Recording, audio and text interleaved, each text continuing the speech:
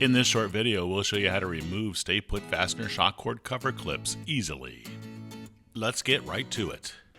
This is a 7/8 inch socket, and you'll notice the back side of this will fit right into this, and this will come in contact with the edges.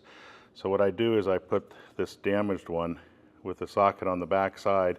Usually a hard surface is better than foam, but we're going to do it on this because that's all we have. We're going to put a punch in the middle, and then I'm going to give it a few blows with a hammer. And there we go. The old one is out. We could use this over again because Sarah does sell these individually, but we're just going to replace the whole thing with a new one. So here's our new one, and we're going to put the shock cord in like this so that it bites, and then create a loop on the other side. So now we have a nice loop. I'm going to position this here.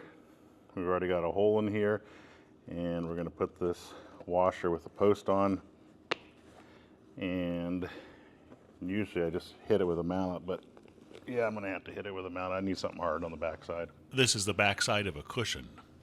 So I'm just going to use this cutting board. It goes like that.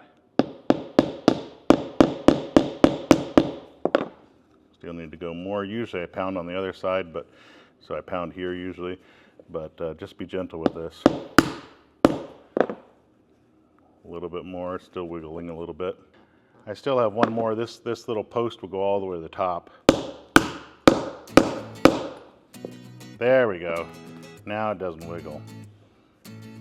Okay, that's how you do it. Thanks for watching this video. Be sure to subscribe and click the bell to be notified of new tutorial videos when they become available. I'm Eric Grant, and from all of us here at Sailrite, thanks for watching.